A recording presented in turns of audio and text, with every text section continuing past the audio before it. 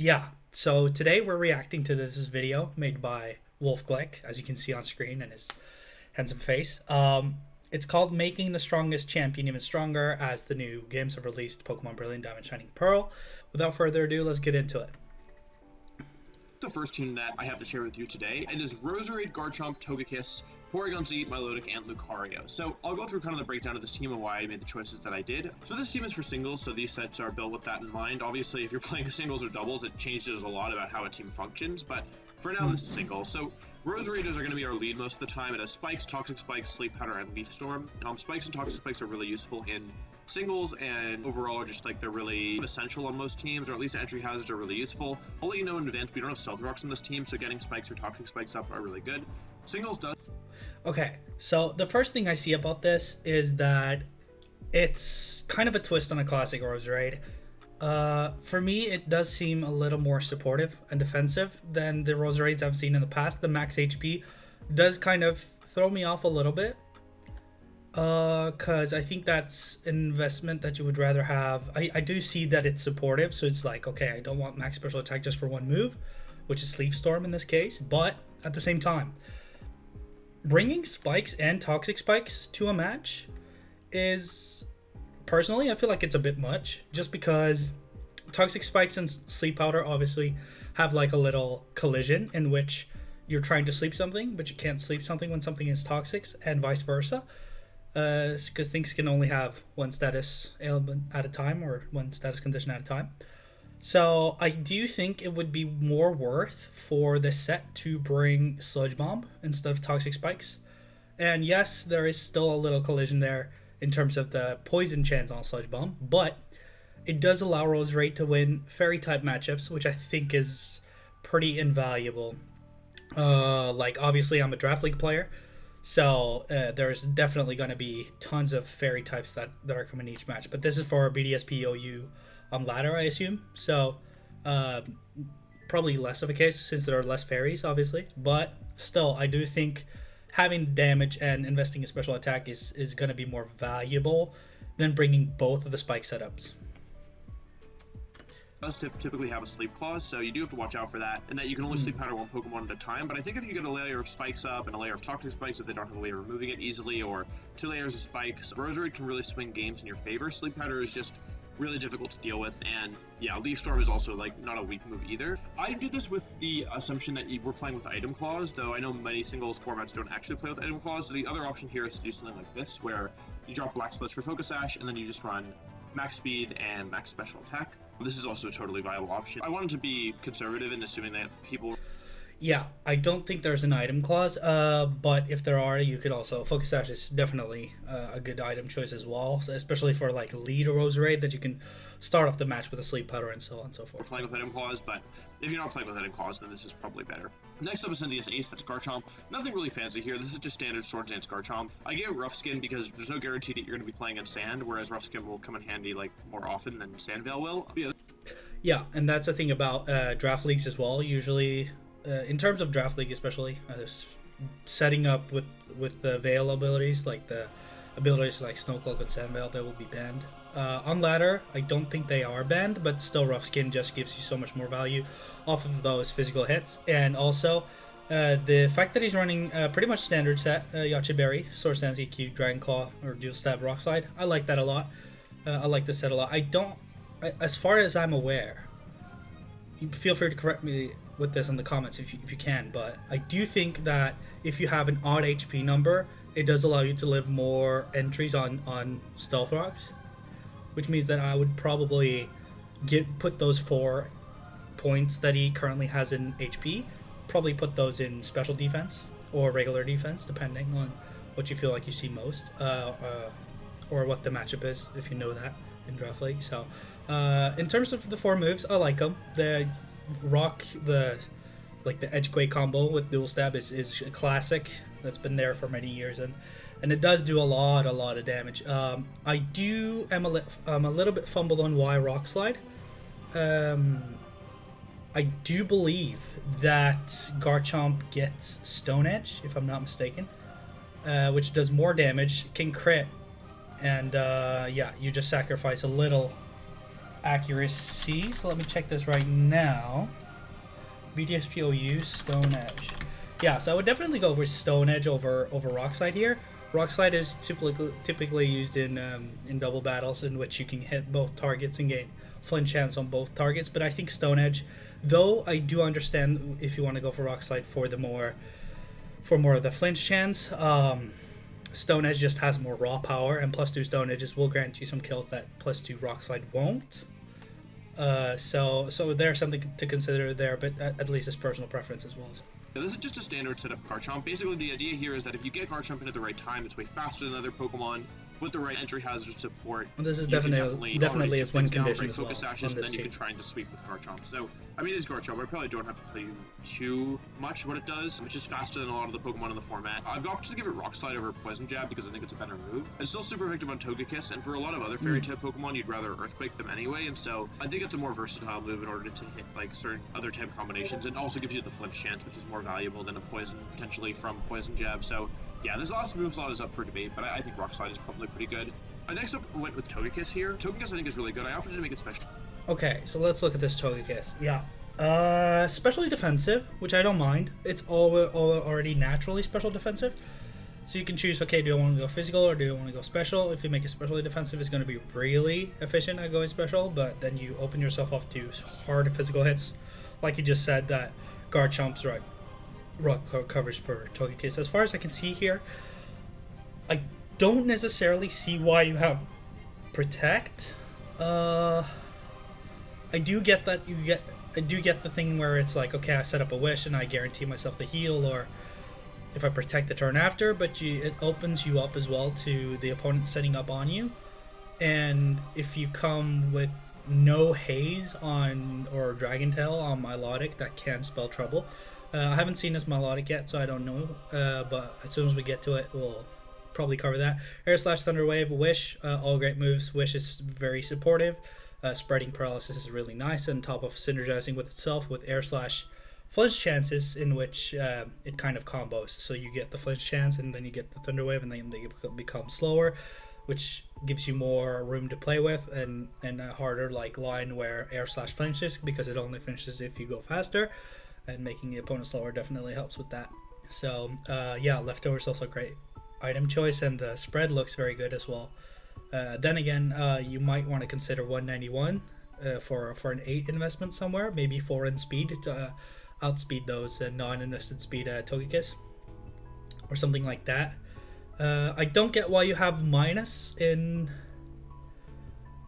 here. It's something weird that you've done. You've put minus in special attack, which I assume is a mistake because you don't have any physical attacks. So I would definitely switch that nature to not minus special attack, but it's probably done in a haste or something. He would recognize this, but yeah, you definitely want the minus attack here.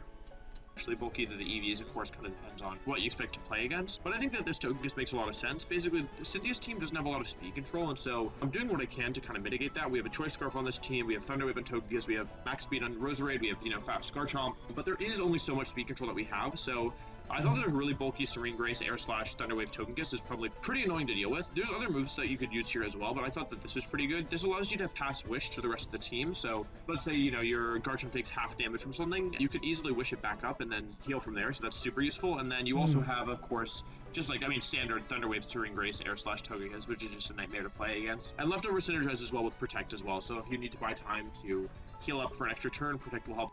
That is true. Like, Protect will also give you an extra turn of Leftovers, so it's not like it's a completely useless move, but in most cases I do think you get more utility out of not using Protect and using something like Heal Bell, for example, to help the status conditions of your team more, or Defog to help remove hazards.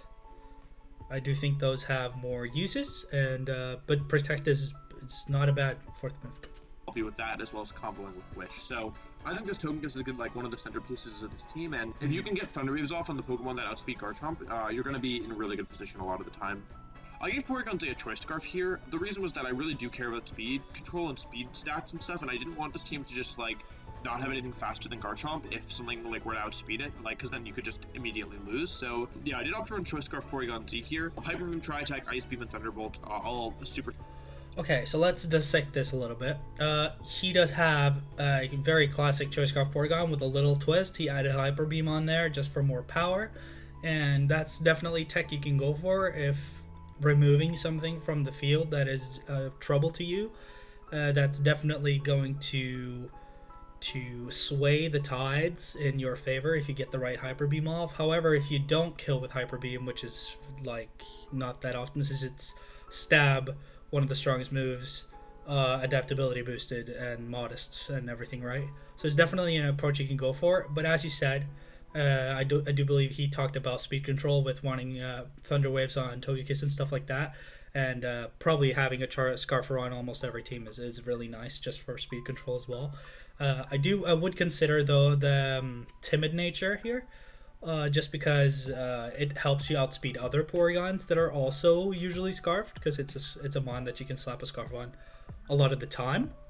So it definitely helps you win that 1v1 Porygon Z battle, and also helps you outspeed things that are scarfed and below Porygon Z. So if I'm not mistaken, it does help you secure the speed against something like a Scarf Rotom form, like a Scarf Rotom Mo or Scarf Rotom Wash or something like that.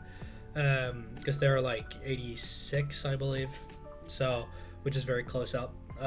So just it's definitely not wrong to go modest, but it's just what you want to look for. It's what fights do you want to win, why, and what's best for the team, and so on. For solid offensive moves here, we're taking advantage of Porygon Z's adaptability ability, which basically means that Hyper Beam does insane amounts of damage. It's like a 300 base power non-stab move, which is really significant, on top of a really high base special attack stat, especially with a modest nature. So yeah, I gave it a modest nature instead of a timid one because I felt like the power was going to be more valuable than speed in this case, because I mean Hyper Beam never hits anything for super effective damage, so being able to KO things is kind of important. But you can also opt for timid. You can also change these moves around if you want. This is just what I went with because I thought this is the most versatile. This also gives you another option against opposing Garchomp. So we have a couple things built in for opposing Garchomp, but having something that it can outspeed and use Ice Beam I think is pretty powerful. Or Hyper. That is barring that the opposing Garchomp is non-Scarf, of course. So there does definitely exist Scarf Garchomp variants that you have to watch out for as well. And considering your Garchomp is not Scarfed, that's definitely something I think this team struggles a bit with, because Scarf Garchomp outspeeds every threat you have.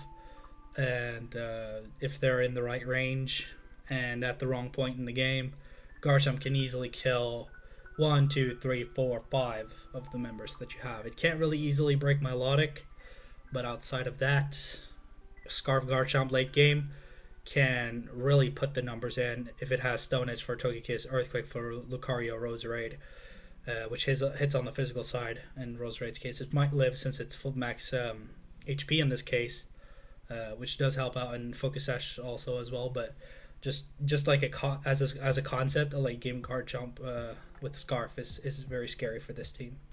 Honestly, so yeah, that's Porygon Z.